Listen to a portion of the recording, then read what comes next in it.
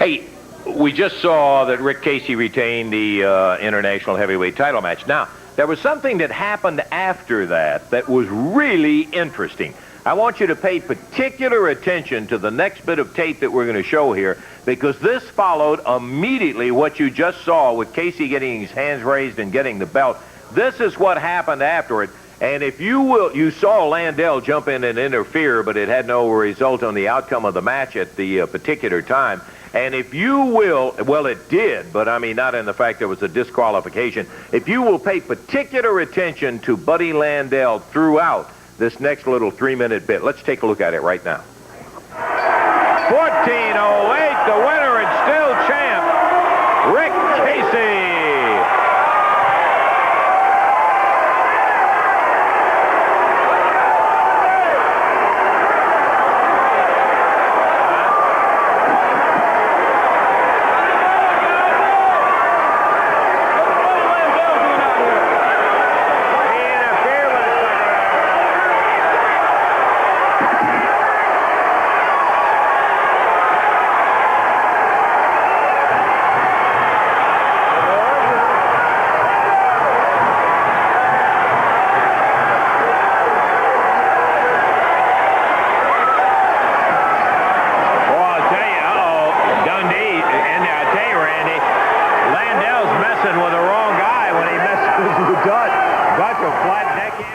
Yeah, now you remember, if you just joined us and missed it, Landell is the one that caused Dutch to be knocked down and covered by Casey and pinned. He cost Mantell the match, and you're seeing it right now. Let's listen. Now keep an eye on Buddy Landell.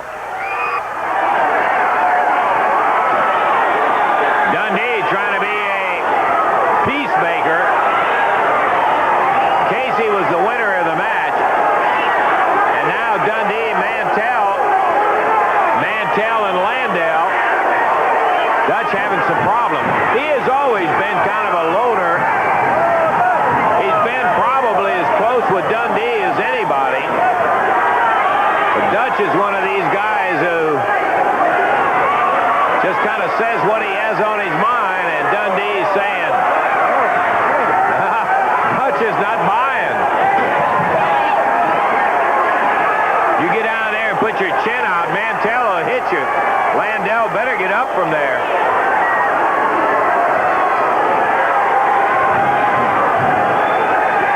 Dutch says, well, I won't tell you just what exactly he said, but he said, forget that stuff. Mantell, I can hear him now, Randy. He's saying, hey, I don't need anybody in here to protect me. I take care of myself. That's right. The situation was Landell came in to help him. Casey moved, and it cost him the victory, Lance. And now we don't have problems. They're having problems up there. Really arguing. Dundee shook hands with Mantell. Now he's trying to make Dutch shake hands with Landell. Just kind of slapped his hands, and they're happy about it all. But I'm not sure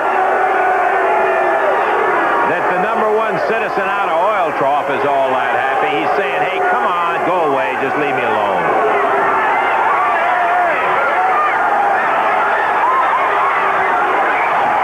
And Dutch says, hey, you want some of me?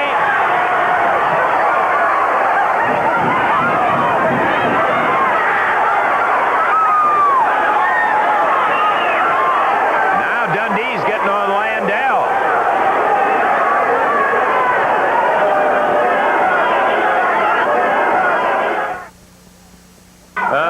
Lester, that was last week. We got it all resolved. We're going to be over in Jonesboro tonight. The Nature Boy, the Superstar, and the Dutchman. We got it all put together, and we're going to be there tonight, right, brother? Yeah, everything's all resolved. Where's Dutch Mantell? Yeah, where is that? He's probably drunk somewhere. Look, Bill, I've told you all along, I'm tired of carrying the load. You too, man. We've taught that boy everything he knows. He's nothing but a tobacco-spitting redneck. He cramps my style. You know he cramps your style. I'm trying to tell you, open your eyes. We've been working our tails off and feeding him, too. He's nothing but a free meal. I'm tired of it. I know you're tired of it. Lance Russell, look here.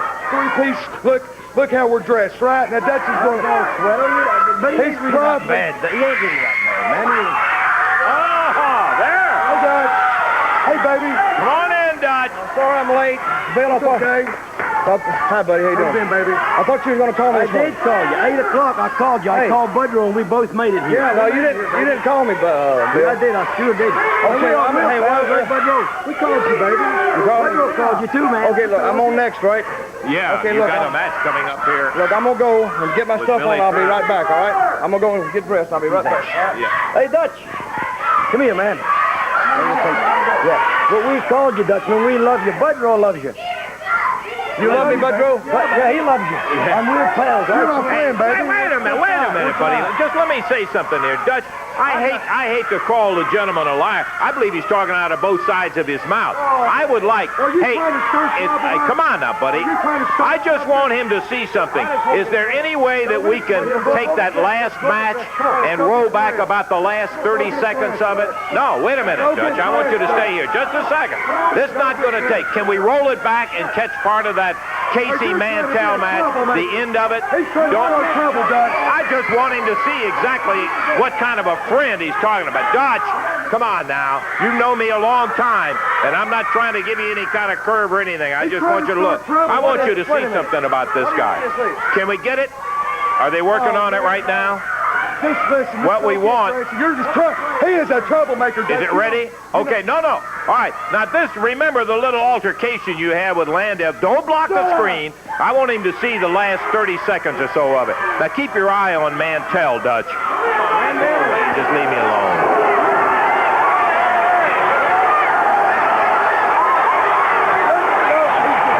Dutch says, hey, you want some of me?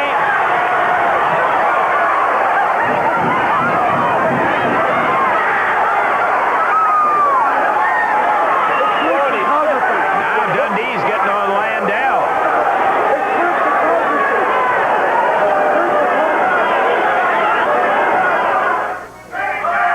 Yep, there. Look.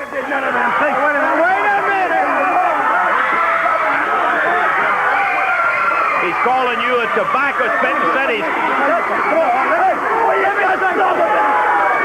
Did he or did he not say you guys been carrying him? No. Come on, let's get it in the play. Hey, come here, buddy. Come here. Now, he ain't got no reason to lie about it. Now, what did you do it for? Why you been talking about? Hey, Hey, all he's saying was they've been carrying you. They've been winning all the matches. Nothing but a tobacco spitting old redneck. What happened? What'd you say? Dutch, will you quit fighting, man? Hey, wait a minute. Buddy, I'm going to tell you, Bill, we don't get along. Now, you got it patched up the other night. Well, we patch it up again. Don't let him start something, I'm not trying to start it. Why didn't you replay the damn thing then? Because he ought to know what he's saying about him before he ever got out here. Come on, Dutch, shake hands. Wait a minute, Bill. You're taking the wrong side, buddy. I'm not taking I was with you a long time, and he comes in. Don't take up for him. Now, don't take up for him. Listen, he can't help it that he cramps his style and he's a redneck, okay? That's just I'm telling you for the last time. Will you just quit, pal? Them gums off at me, boy. Just hang on here, will you? Come on, Dutch, please.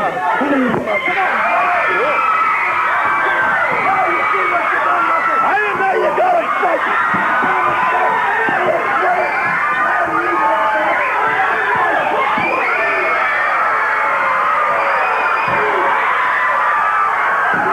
Dutch, it's not the place.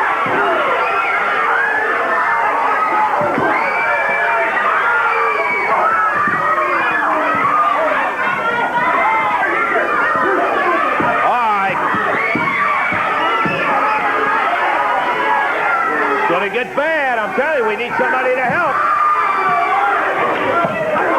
They got Dutch busted wide open in here. Hit him with that boot, knuckled him.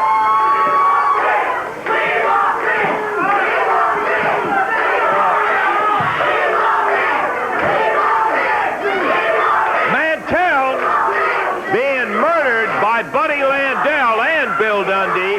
Dundee siding with Landau in this situation.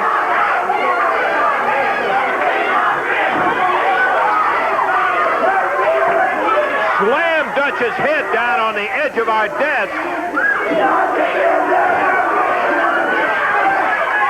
Takes two of them to do it. I'm not happy about it, but I'll tell you what, he ought to know.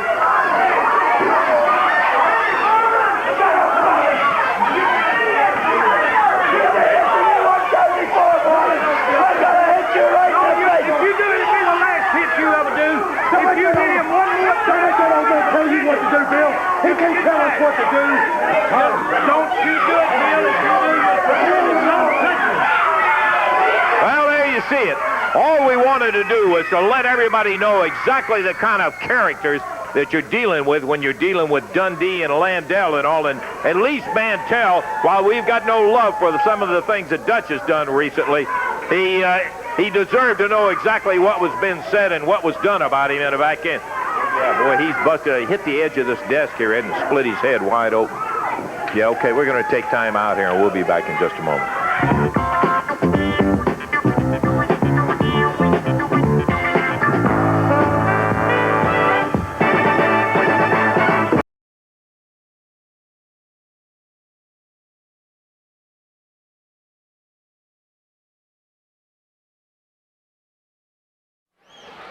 World Class Championship Wrestling Association made a momentous announcement this week. It will affect wrestling and wrestling fans around the world. Here with that announcement is Ken Mantell, representative of World Class Championship Wrestling Association. Ladies and gentlemen of the press, first of all, let me thank you for attending here today. I'm here as a representative of World Class Championship Wrestling to make an announcement. For many, many years, the World Class Wrestling Association has recognized the holder of the American heavyweight belt as our top single belt. But from this day forward, the World Class Wrestling Association is going to recognize the holder of the American belt, Rick Rude, as our world heavyweight champion. Also, many, many pro sports today are changing their rules for the betterment of the offense. We at World Class are also going to govern our new champion by new rules. In the past, the champion of other organizations has been able to get himself disqualified and save his title. This will not be so in the World Class Wrestling Association. The belt will change hands on a disqualification. We feel that this is in the betterment, for the betterment of the sport and for the wrestling fans. Any questions? Mr. Mantell, is the belt really going to change hands on disqualification? Yes, it will. Many, many champions with the other organizations around the world have been able to deliberately get disqualified. They have not been winning champions. Our champion will have to win to maintain his belt. Matter of fact, if the match was to go to the time limit and the referee and the official timekeeper were to feel that the match was definitely in favor of the challenger, the belt could change hands on a decision as well. Our champion will have to win to maintain his belt. Mr. Mantell, what is the real reason for this decision? Well, let me say again that for so many years, we've heard from the fans, the people that make our sport what it is today, of the discontent among them about champions saving their belts, about the opportunity for top contenders to get a title match. And for this reason, this was not a one-night decision. This has been thought about for a long, long time. And the decision was made, again, we feel, for the betterment of the sport. Mr. Mantell, who will be in contention for the title? This belt will be defended all around the world. As many of you know, World Class Championship Wrestling, with its overseas viewers and promotions now, is the #1 wrestling organization in the world today. And this belt will be on the line for any worthy contender anywhere in the free world. Any wrestler that belongs to any organization, if he is a worthy contender, can have a shot at this belt. Mr. Mantell. Yes.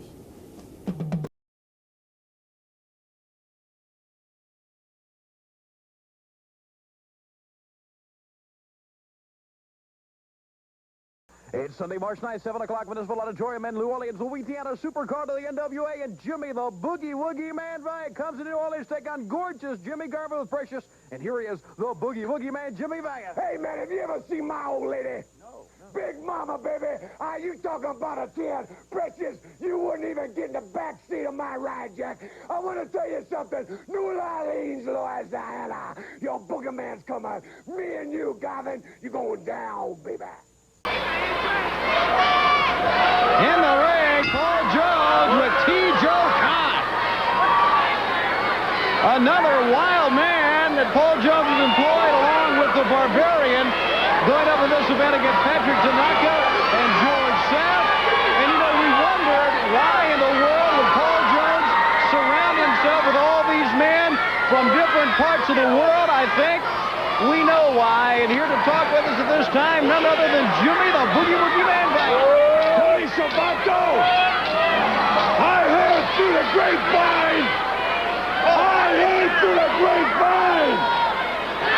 That Paul Jones has imported all these foreigners to terminate you, Boogie Woogie Man! Oh! He's got a barbarian for parts unknown! He's imported T-Joe Khan from Singapore.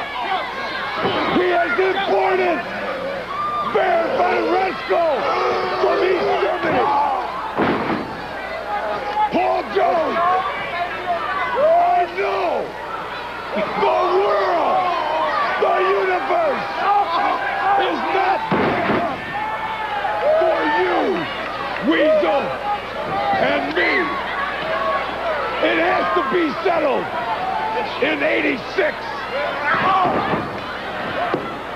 1986. It will be settled, Tony. I know Paul Jones refuses to meet me head up. He does his fighting with his pocketbook. Well, all I can say, Paul Jones, all your foreign people, Terminators, whatever you want to call them, all they are to the Boogie Woogie Man and the Boogie's people is nothing but bald-headed geeks. And Tony, how would you think? The Weasel Jones, look at there. Look at this. No stoop to anything at all, Jimmy. You know that firsthand. How would you think, Tony, the Paul the Weasel Jones would look just out of your head? I've never thought about that, but I'm sure a lot of people would like to think about something like that. He will look just like these other bald-headed geeks, these Terminators, all his men that he has imported out of the United States to the United States to take care of Boogie Woogie Man. You see, it's a plan that he put together, but it slipped out. It slipped out. Right out. It was his plan to build his army for 86. Well, brother, he started it in 85 when he took the Boogie Man's beard. I remember that. In 86, the Boogie Man is going to be on top of it. It's not going to happen again. And this is gospel, brother. Put it down. Gospel. Paul Jones. Boogie Man's ready. Jimmy the Boogie Woogie Man Bryant. As T-Joe Khan and the Barbarian complete annihilation. The Barbarian. It's just hard on South. That's it. But like Jimmy Valiant said, Paul Jones, the word is out. We know why you built this army. We know your intentions and your plans. Will they backfire? Well, the way it looks, Paul Jones certainly has the men stacked in his favor with the likes of T-Joe Khan, the Barbarian, and of course, Baron Von Raschke. As we take a look at the headbutt from the Barbarian, let us remind you once again, still to come, the Midnight Express with Jim Cornette. Also, Tully Blanchard, James J. Dillon, Robert Gibson of the Rock and Roll Express, and more. Don't go away.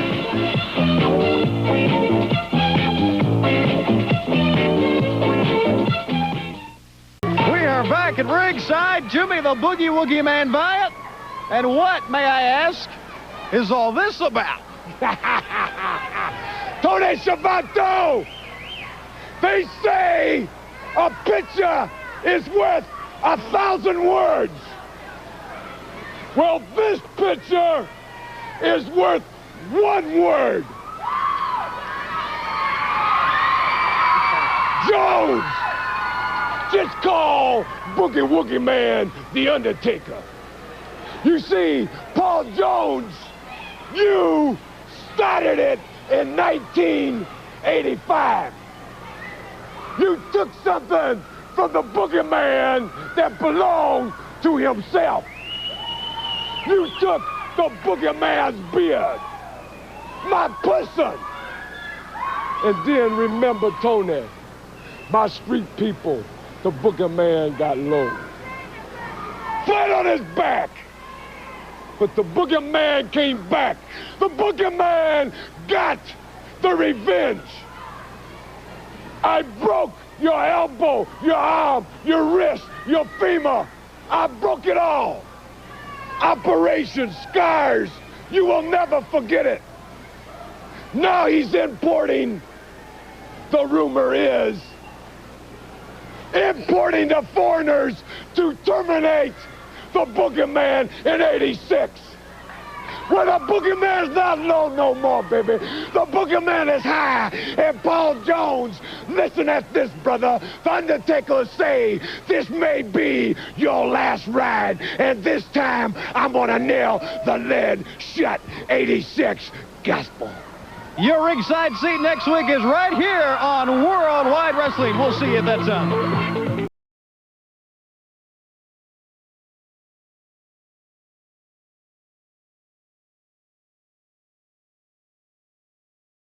Welcome to another hour of wrestling right here on All-Star Wrestling. And leading off the action hour, Marty Jannetty back, and he's looking for Kevin the Magnificent. Marty, of course, been traveling all across the country, building a big reputation for himself, but he's got a special place in his heart for the Central States, and I know the fans have a special place in their heart for Marty Jannetty. Plus, ladies and gentlemen, this match is one fall with a 30-minute time limit. Your referee is Sonny Myers. Now in the ring at 271 pounds, Oakland, California's Kevin the Magnificent.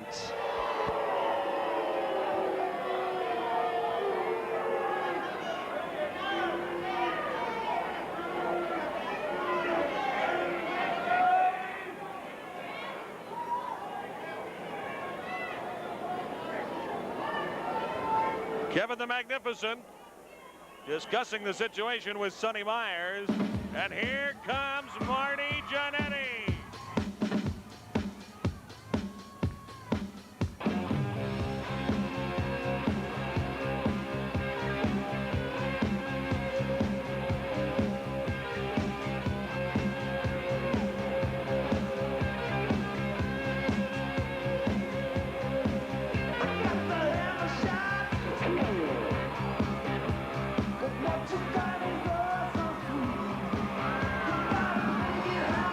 Ladies and gentlemen, his opponent, 235, Atlanta's Marty Jannetty.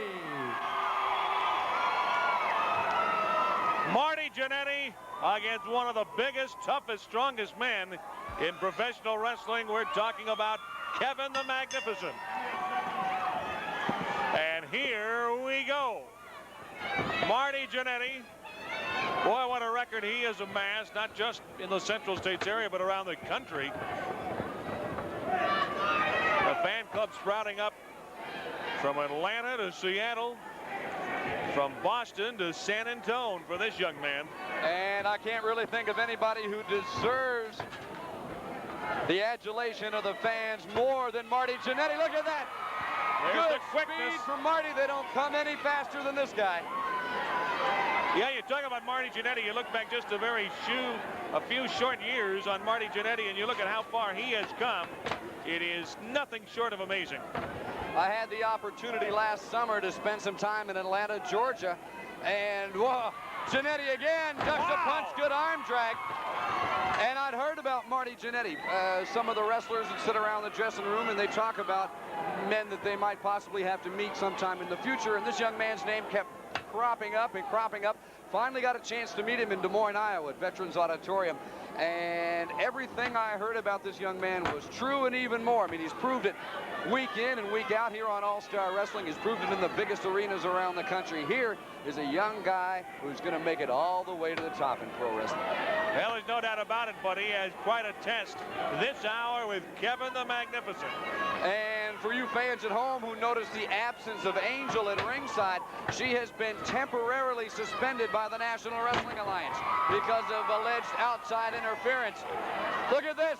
Jannetty tried for a second punch off the rope, but Kevin the Magnificent, with that tremendous strength and power, literally caught him in midair in a bear hug. Well, we have seen what Angel has done, and I certainly am not a bit surprised to see what has happened, the suspension, because she actually became a part of matches that Kevin was involved in. You just cannot tolerate that. Kevin the Magnificent. Oh, look at him. Jannetty leapfrogged over him, came right back up, a big drop kick and an arm drag. The kind of thing that Marty Jannetty knows in his mind. He can't match Kevin the Magnificent. Who can in pro wrestling with a guy of this strength? Strength for strength and hold for hold. He's got to keep in the air, keep Kevin off balance and on the mat.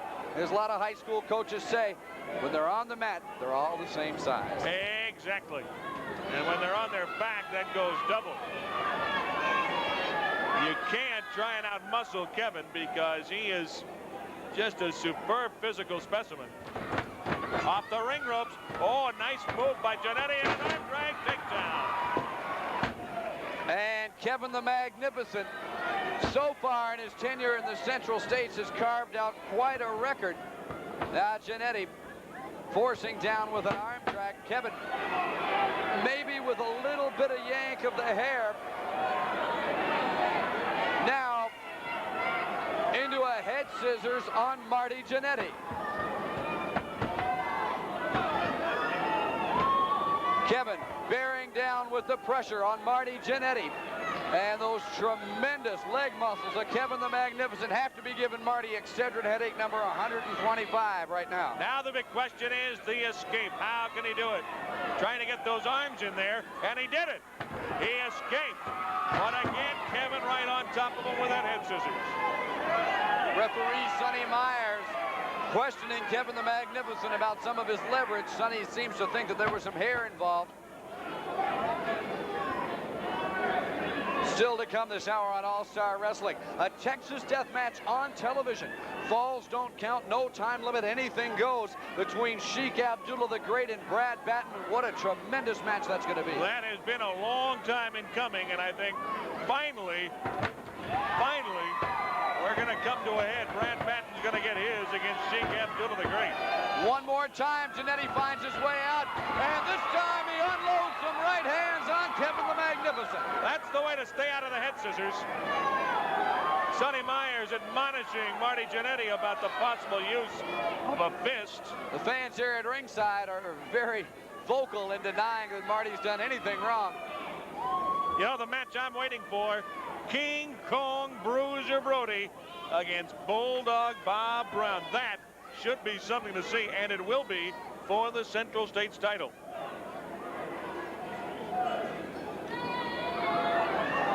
Kevin the Magnificent slamming away with forearms to the chest of Jannetty. Jannetty reverses him into the turnbuckle. Arm drag, takedown. He flipped Kevin almost completely over the top of his head. Jannetty asking the crowd, do you want it? And the crowd says yes. Marty Jannetty excites a crowd like no wrestler I've ever seen. He has that magnetism that draws a fan to him. Well, he likes the fans, and the fans like him. And I think that the wrestling fans can tell that there's a bond between them and Marty Jannetty. And I know it means a lot to Marty to have the support of the people behind him. Well, Marty, who, of course, for a long time in his off hours works with a handicap. Jannetty now very cautious, as you've got to be against Kevin the Magnificent, because you never know with this guy.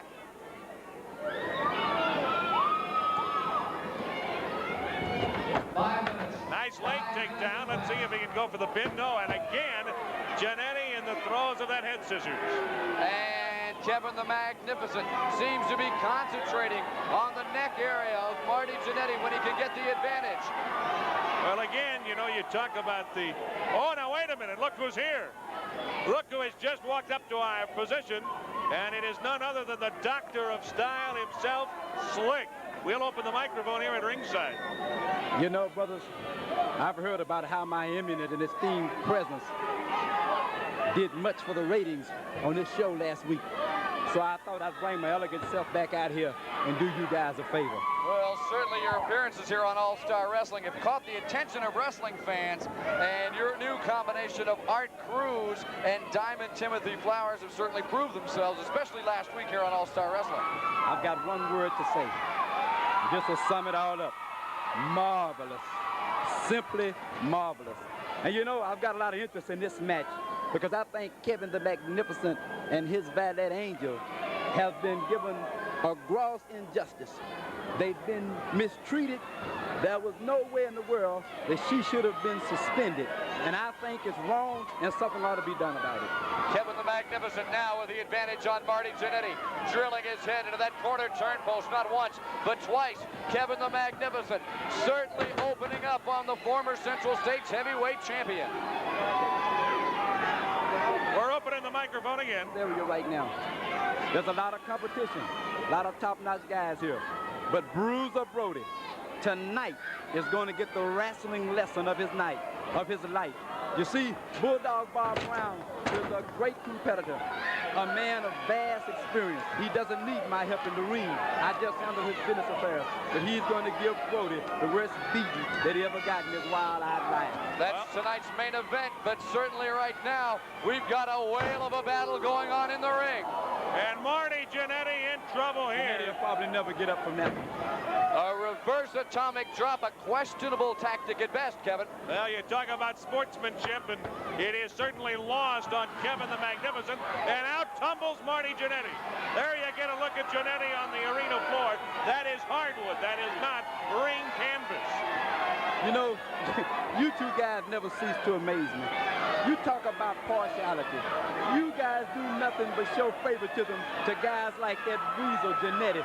That was nothing questionable about what Kevin the Magnificent did. That was just a reflection of greatness, and you know it. Right now, he's not even letting the man up into the ring. I never saw nothing like that. Apparently, we're watching two different matches here, Kevin. Yeah, I bet you guys see what you want to see. And again, Kevin the Magnificent won't even let Jannetty back up into the ring. And I want to point out, Kevin, that was a totally legal blow. Right off the side of the arm. You saw it. Marty Jannetty now pacing around the ringside area. Uh-oh. Listen, that's illegal right there. That's illegal. How is that? A sip of a soft drink is perfectly legal. That's ringside. Where the earth is at around here. Look at that. See what I'm talking about? Marty Jannetty has just hit the ring like a ball of fire on Kevin the Magnificent. I don't know what was in that soft drink. A count of two. Now, why don't you guys say something about that? Why don't you complain about that? That lady's got no business coming to ringside in the first place. Marty Jannetty, a big body slam now on Kevin the Magnificent. Jannetty going for the top rope. Kevin the Magnificent in trouble. Jannetty. Look out! Oh, my goodness. Good move. Good move. Marty Jannetty crashing down in an empty net. Wait a minute. He's using those ring ropes. Wait a minute. Referee Sonny Meyer saw it in time. He didn't call that 3 count. He was clearly using those ring ropes for leverage, and now Marty Jannetty unloading on Kevin the Magnificent. Kevin the Magnificent literally slamming Marty Jannetty to the canvas. I said it once and I'll say it again. If Sonny Miles was any kind of a man, he'd disqualify. Oh, what a collision in the middle of the ring. Giannetti is down. Kevin is stunned. I don't think either man knows where he is. Wait a minute. Slick just pushed him down. Slick just pushed Kevin off the ropes and disappeared towards the dressing room. I can't believe it. Slick Just time, 10 minutes and 58 seconds. Your winner, Kevin the Magnificent. Slick just pushed Kevin the Magnificent on top of Marty Jannetty, getting the pin. Kevin the Magnificent, your winner. We'll come back with more right after this.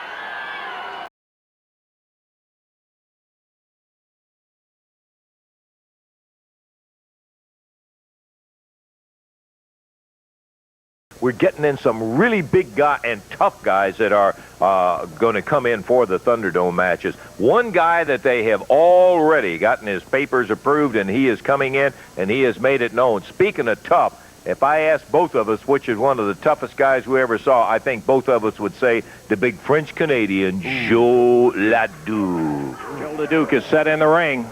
5 men on each side, selected from the audience. A total of 10 men. The idea here is not to jerk the arms away, but a slow, steady pull to see whether the strength of 10 men is enough to pull the giant bear hug of Joe LeDuc apart. LeDuc will attempt to hold it for about 15 to 30 seconds. Everybody is set. Eddie Marlin, promoter Herman Sheffield. They'll be counting 1, 2, 3, go, and then the pull starts. There they go. One side's pulling the other. They're pulling back. Look at LeDuc hold on against 10 men with those hands locked firmly in that bear hug grip. Joe LeDuc holding against 10 men, and that's it. He did it. He was able to withstand the strength and pull of 10 men. So the victor is going to be Joe LeDuc in the arm pulling contest. I've got a maid. She can clean up. She can come and clean up all this. LeDuc picks him up. You tell everybody how crazy I am. I'm going to show you I'm not that crazy. Look at that! I'm not crazy. LeDuc, look out! Joe LeDuc is back. And I'm not crazy like everybody thinks.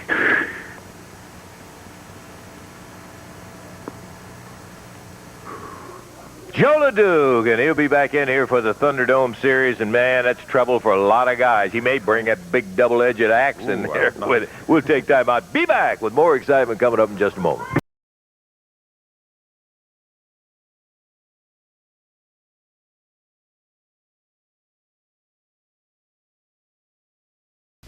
The Harrisonburg High School Gym, a great card, Thursday, March 20th. The bell time is 8:15, Harrisonburg, Virginia.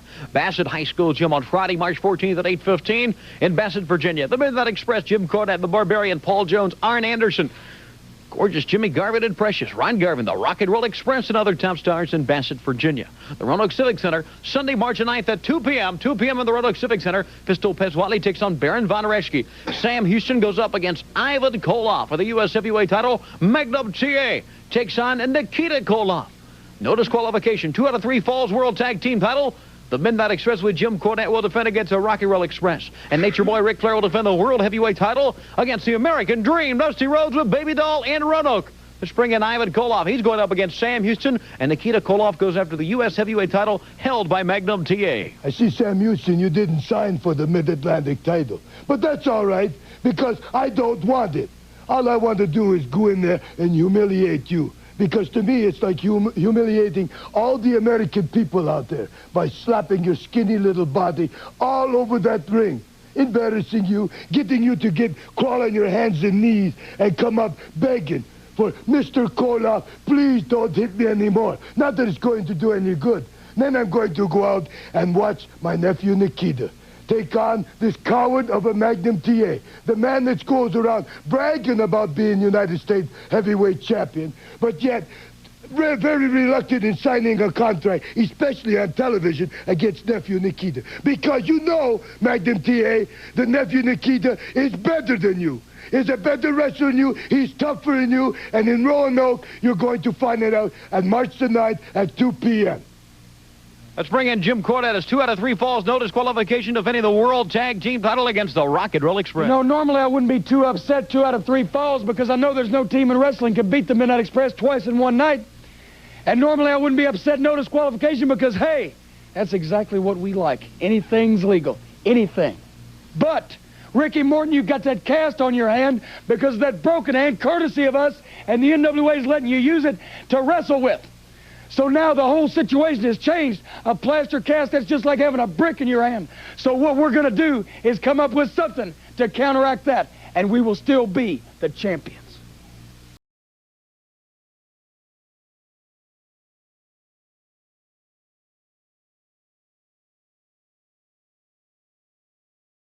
I go with Texas All-Star Wrestling at the arenas, the big ones, the small ones. Everybody is thrilled about the Tonga Kid. They can't wait till he gets into the ring, and Gary Hart, we're going to show the fans here in just a moment as the Tonga Kid and his cousin, the great Coquina, go up against the New Diablos. The New Diablos, a very seasoned veteran team, been wrestling together for quite some time, and we'll just see how the Tonga Kid and his cousin can handle this situation. Let's go now to the Hemisphere Arena, San Antonio, and pick up our ringside announcer, Mark Nolte. Puts the Diablo into the ropes. Double forearm to the chest. The Diablo, now he'll use the rope. Double elbow to the back of the neck. There's the tag. Here comes Diablo 1. Diablo 2 staying in the ring. And both Diablos will catch Coquina with elbows on his way back from the rope. Side headlock. May have been in the eyes, couldn't tell from this camera angle. Using the rope and scrapes the ropes across Coquina's eyes. Right hand to the top of the head. That one didn't look to phase Coquina very much. A second one. That one seemed to damage Diablo 1's right hand more than Coquina's head. A third one. Coquina now has the Diablo by the mask. A headbutt staggers Diablo 1 into the corner. Still bringing the Diablo up by the mask. Now the crowd's back into it. Headbutt by the Diablo. Now he's using the mask to keep Diablo up and administer headbutt. The Diablo wants to go down, but he's being supported by Coquina. That time he's allowed to go down after 3 headbutts. There's the tag. Here comes Tonga Kid. The Tonga Kid on the second rope. Dives off. Double chop to the head. 10 minutes gone. 20 minutes remain. Now Tonga's got the legs scissored. Will go up and down. Working the thighs across the legs. Now he's got the Diablo's legs straddled. And he'll drop a headbutt into the groin. Knee to the midsection by the Tonga Kid on Diablo 2 outside the ring. And Tonga may have been hit low. You couldn't quite tell from this camera angle.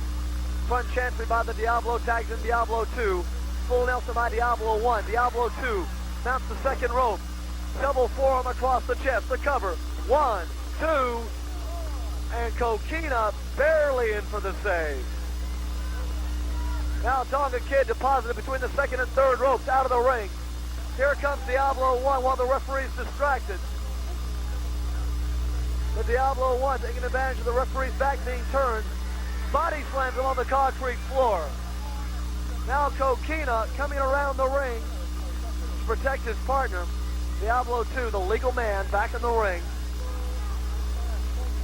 The referee backing him up before he can start the count. Coquina aiding his partner. Diablo, not a real bright move right here. The referee would like to make the count, but until the Diablo gets back, he can't. Now the Diablo's going to come back out after him. And both Diablos have the post split. And Diablo 1 puts Tonga Kid back up in the ring. Diablo 2 right there waiting on it. He lifts him up. body slam. 1, 2, European-style body slam by the Diablo. Has him up, right hand across the side of the head. The Tonga Kid on Dream Street right now. A second one by the Diablo. A third one. The Tonga staggered but not down. A fourth one. A fifth one.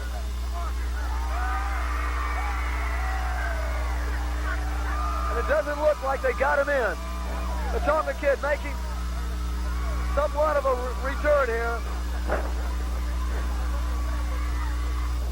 Well, Marcus Tonga Kid, the most exciting man ever to come into professional wrestling here in Texas, and he is now catching from the Diablo. All four in the ring.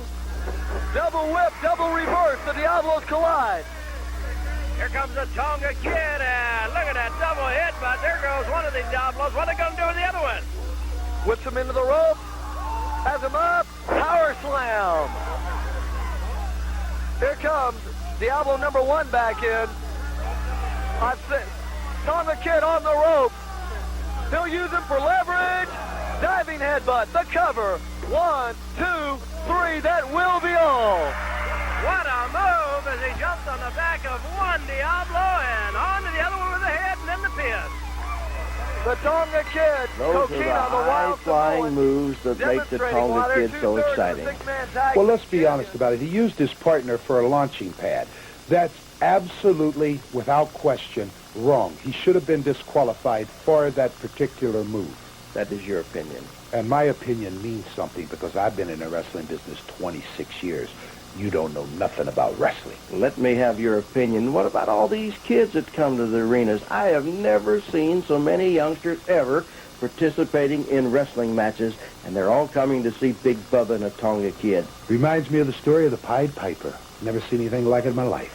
The kids just love to watch the Tonga Kid break dance and fly through the air with the greatest of ease. You're watching some of these youngsters break dance now, and they love to perform for the Tonga Kid just the way that he loves to perform for them. Never seen so many kids at the wrestling matches in my life. This guy is a phenomenon. The kids like him as much as they do Santa Claus or the Easter Bunny. And we're going to tell all the kids out there, wherever the Tonga Kid and Bubba are, if they want to come down during the month of March and break dance for them, they'll judge the contest, and at the end of the March, we'll pick the best one out from the whole area everywhere we've been and award them a great prize of $100 savings. $100? Maybe Bruiser Brody and I might get into that, because Brody can break dance too, you know. What about you? I can do anything. I'm from Chicago.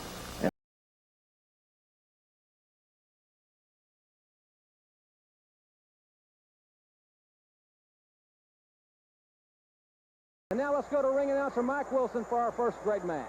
Ladies and gentlemen, introducing first from New Zealand at a combined weight of 485 pounds, the New Zealand Sheep Herders.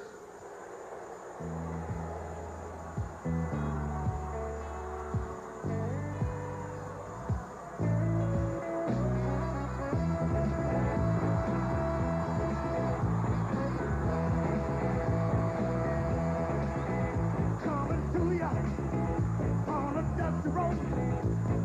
Good loving, I've got a truckload.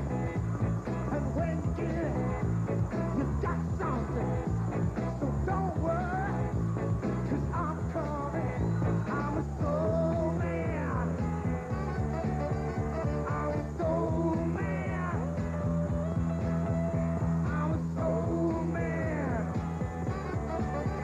I'm a soul man. Got what I got the hard way, and I'll make it better each and every day. So honey, don't you fret, 'cause you ain't seen nothing yet. I'm a soul man. I'm a soul man. Their opponent, now entering the ring from the city of Chicago, the combined weight of 480 pounds, the Bruise Brothers.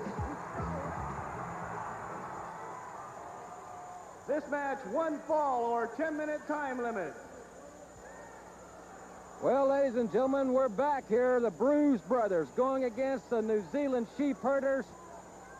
This will be a dandy, Joel, and I'll tell you, you talk about a contrasting styles, but both can be described as very unorthodox and street-like. Exactly, Jim. The Bruise Brothers, masters of the Chicago street fight. Hard elbow there by Butch Miller. Collar and elbow tie up. Both of these men trying to hit each other with basically the same thing, the clubbing rights. Butch Miller with some kicks to the midsection. Pork chop scash with a headbutt. I don't know if we're going to see a lot of firemen's carries, go behinds, set outs, etc., but we're going to see some brawling. You know what's going to happen when the Sheep Herders are on the scene and the Bruise Brothers. As Pork Chops Cash is being punished by Luke Williams, one of the deranged members of the Sheep Herders. Hard arm whip off the ropes and a double chop to the neck. Luke Williams is pressing the attack on Pork Chops Cash.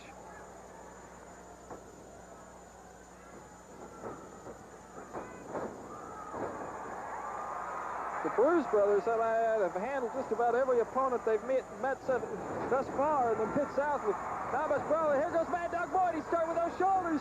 Brother, when he gets some momentum, he is devastating with those. But Luke Williams caught him quickly and took him into that turnbuckle. Now, both the Sheep Herders use that move quite a bit. Not only do they get the velocity off the ropes, but they attack from the center of the ring before they go to that knee lift. That's a great move, especially for a tag team. Oh, look at that. Well, they're really teaming up, Joel. Their moves, as I said, very unusual, but they are team moves as in any event. They're very fluid, too. Does they get Mad Dog Boyd up for that double knee lift? Oh, he's a load. He's nearly 300 pounds for 1, 2, and 3. They got him. The New Zealand Sheep Herders seem to be unstoppable here, ladies and gentlemen, on Mid-South Wrestling. As look at this. New Zealand flag waving in defiance of Old Glory. The New Zealand Sheep Herders. They're a tough combination. And undefeated thus far in Mid-South. And ladies and gentlemen, we'll be back in just a few minutes.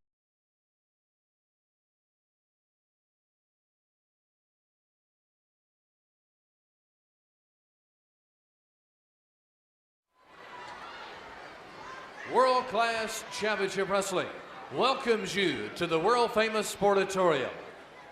All matches are sanctioned by the World Class Wrestling Association. As we go into this outstanding card, your officials are Bronco Lubitsch, David Manning, and Rick Hazard.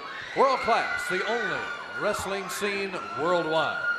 This exciting bout, 1 fall, 10-minute time limit. In front of me stands the heartthrob of New Jersey, who also wishes to be known now as the heartthrob of Texas, weighing 250 pounds, Jack Victory.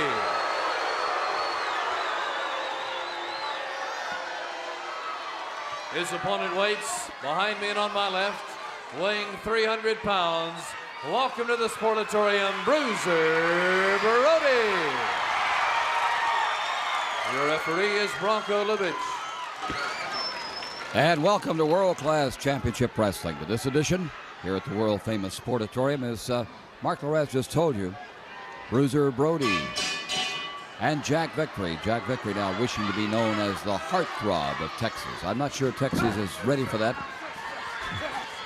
but we'll find out as they start into this battle. And Bronco Lubitsch is the referee in a jam-packed Sportatorium, world-famous center of athletic events, like World Class Championship Wrestling. Bruiser Brody. Oh, he had some problems with those Freebirds. Michael Hayes, Terry Gordy, and Buddy Roberts of late. But everybody seems to have trouble with the Freebirds. They come bounding in and naturally go after success. And in terms of their own ideas of wanting success. So they do go after it in a hurry. And they're after Bruiser Brody. Terry Gordy and Brody, two huge men who, along with a one-man gang. Jack Victory bounced down on that tough shoulder of Bruiser Brody. We have I would guess you would call it an earth shaking, at least an announcement of tremendous importance to wrestling fans around the world, and of, I guess, particular interest to world-class championship wrestling fans coming up after this bout. So be sure to stay tuned for that. And, of course, the entire program of excitement of world-class championship wrestling as Brody hammers on Jack Victory. And Mr. Brody, ready, smash. And there goes Jack Victory. Brody is an awesome man. He reminds me of a mountain man. If you hear of these mountain men who live alone and without the comforts of society, without the comforts of civilization, just looking at Bruiser, he looks like he's one of those who could do that. Tame the wilderness. Probably tame the wild animals if he ran into them. He might be a good second for the Abominable Snowman. The Bruiser. An awesome man who is his own man. Jack Victory hammers away at him. Bruiser using his own style of wrestling and physical punishment. Just like that. And he'll go right out and do battle out on the floor. So Brody takes Victory in hand. Rocco Love is trying to bring order back into this chaos right now. Oh, a smash across the face with a big foot of Bruiser Brody. Bruiser can become tremendously animated, the adrenaline flowing when he becomes angry. And he gives that big shoe kick, the size 13s that he wears. Bruiser Brody on top of Jack Victory. Working with him, holding him. A flying body slam up on top. One. Rolls right into a headlock.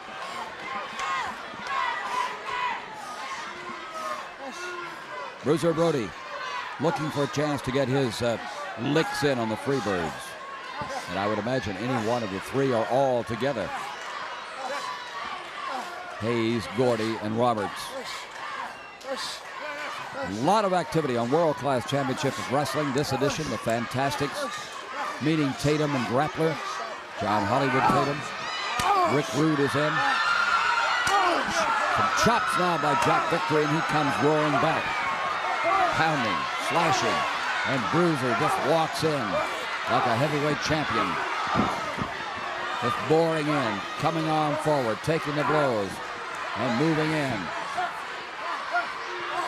Jack Victory may be hammering, may be attacking, may have drawn a little blood, but Bruiser Brody will just keep boring in, using at 300 pounds. Those huge hamlock arms of his to destroy his opponent, to maim his opponent, and take him down the road. Just like that. Stepping into that huge shoe, pounding into the face. Coming right back, commanding attention.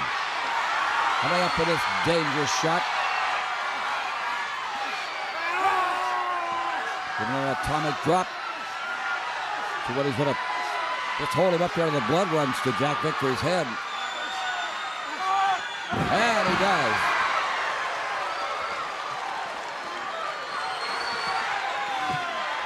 That might do it. 1, 2, and a 3, and Bruiser Brody holding Jack Victory till the blood ran to his head and then pounding him in. Comes up for the victory here in the opening match of World Class Championship Wrestling. And let's go to Mark Lawrence. The winner of our first match, Bruiser Brody. And we shall be back with a most important announcement from World Class Championship Wrestling Association next, right here on World Class Championship Wrestling.